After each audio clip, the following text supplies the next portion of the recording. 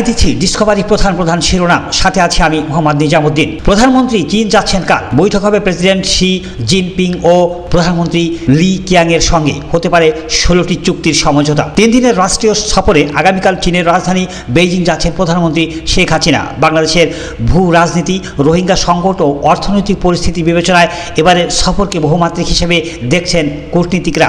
দুই দেশের মধ্যে এবারের সফরে কমপক্ষে 14টি চুক্তি ও স্মারক স্বাক্ষরের প্রস্তুতিও নিয়েছে দুই দেশ।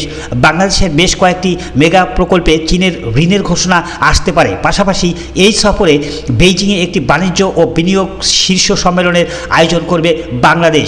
এই সম্মেলন থেকে $700 কোটি তহবিল সংগ্রহের টার্গেট নেওয়া হয়েছে।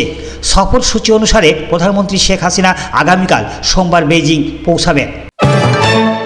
জিনিসপত্রের দাম যেভাবে বাড়ছে, মানুষের আয় সেভাবে কমছে। গাজীপুর জেলা জাতীয় পার্টির দ্বিবার্ষিক সম্মেলনে জাতীয় পার্টির চেয়ারম্যান ও জাতীয় সংসদের বিরোধী দলীয় নেতা গোলাম মোহাম্মদ কাদের বলেছেন, দেশের বর্তমান অবস্থা ভালো নয়। সাধারণ মানুষ অনেক কষ্টে জীবনযাপন করছে। জিনিসপত্রের দাম যেভাবে বাড়ছে, মানুষের আয় ইনকাম সেভাবে কমছে। জিনিসপত্রের দাম বাড়ছে, মজুরির দাম কমছে। ডলারের সঙ্গে আমাদের টাকার মানের অবমূল্যায়ন হচ্ছে। ডলারের দাম বেড়ে গেছে। দেশে পর্যাপ্ত ডলার নেই। আমাদের বিভিন্ন পণ্যের আমদানি ব্যয় বাড়ছে, সঙ্গে সঙ্গে রিজার্ভও কমে যাচ্ছে। পররাষ্ট্রমন্ত্রী ডক্টর হাসান মাহমুদ বলেছেন, সব দেশের সঙ্গে সুসম্পর্ক বজায় রেখে আমরা দেশকে এগিয়ে নিয়ে যেতে চাই। সেই নীতিটাই আমাদের প্রধানমন্ত্রী অনুসরণ করে চলছেন অত্যন্ত সফলভাবে। এটি দেখে বিএনপির গাত্রদাহ হচ্ছে।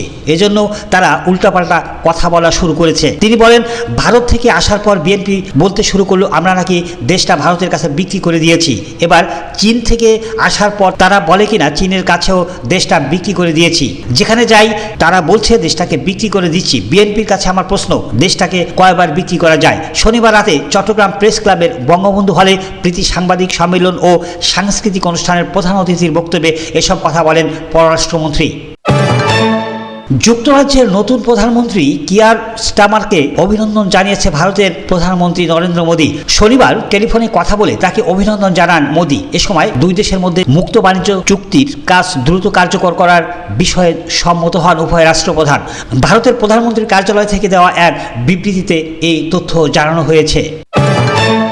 সনাতন ধর্মাবলম্বীদের অন্যতম ধর্মীয় উৎসব জগন্নাথ দেবের রথযাত্রা রোববার থেকে শুরু হচ্ছে। আগামী 15 জুলাই উল্টো রথযাত্রার মধ্য দিয়ে শেষ হবে এই উৎসব।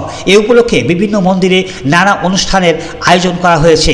ঢাকায় আন্তর্জাতিক কৃষ্ণ ভাবনামৃত সংঘ 8 দিনব্যাপী অনুষ্ঠানের আয়োজন করবে। নারায়ণগঞ্জের রূপগঞ্জ উপজেলার পূর্বাচলে পুলিশের সাবেক মহাপরিদর্শক বেনজির আহমেদের একটি রিসোর্ট জব্দ করা হয়েছে। জেলা প্রশাসন ও দুদকের সমন্বয়ে গতকাল বিকালে পরিচালিত এক অভিযানে রিসোর্টটি জব্দ করার পর মূল ফটকে ক্লোক বিজ্ঞপ্তি লেখা একটি সাইনবোর্ড সাটিয়ে দেওয়া হয়। এর আগে ক্ষমতার অপব্যবহার করে জ্ঞাত বহির্ভূত আয়ের মাধ্যমে অর্জিত সাবেক এআইজিপি সম্পদ জব্দের নির্দেশ দেন আদালত। গতকাল অভিযানের নেতৃত্ব দেন নারায়ণগঞ্জ জেলা প্রশাসনের অতিরিক্ত জেলা প্রশাসক রাজস্ব শফিকুর আলম। এ সময় দুদকের জেলা কার্যালয়ের উপপরিচালক মইনুল হাসান রওশিন ও উপস্থিত ছিলেন। কোটা বিরোধী আন্দোলনে দেশ জুড়ে অবরোধ চলছে। সরকারি চাকরিতে কোটা বাতিলের দাবিতে জোর আন্দোলন করে যাচ্ছেন দেশের বেশিরভাগ বিশ্ববিদ্যালয় সহ শিক্ষা প্রতিষ্ঠানের শিক্ষার্থীরা। এই আন্দোলনে অঘোষিতভাবে কয়েকদিনের মতো গতকাল শনিবারও রাজধানী সহ দেশের প্রধান সড়ক অবরোধ করে বিক্ষোভ করেছে তারা। তাতে সারা দেশে সড়ক যোগাযোগ বেহাল অবস্থায় রয়েছে। এতেও কাজ না হয় আজ রোববার তারা ঘোষণা দিয়ে মহাসড়ক অবরোধে নামছে। আর রাজধানীতে তারা কর্মসূচি দিয়েছে বাংলা ব্লক। দাবি আদায়ের প্রয়োজনে হরতাল কর্মসূচিরও হুমকি দিয়েছেন আন্দোলনকারীরা।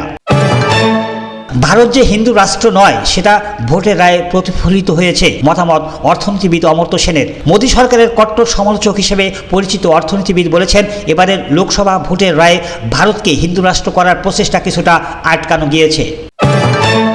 ইরানের সর্বোচ্চ নেতা আয়াতুল্লাহ আলী খামেনি জনগণের কল্যাণে ও দেশের উন্নয়নে তার দেশের বিপুল ক্ষমতাগুলো ব্যবহার করা সহ নিহত প্রেসিডেন্ট রাইসির পদ অব্যাহত রাখতে নবনির্বাচিত প্রেসিডেন্টের প্রতি আহ্বান জানিয়েছেন। গতকাল শনিবার তিনি প্রেসিডেন্ট নির্বাচনের সব প্রার্থী ও নির্বাচন অনুষ্ঠানে জড়িত সবার প্রতি কৃতজ্ঞতা জানিয়ে যে বার্তা দিয়েছেন তাতে এই আহ্বান জানান।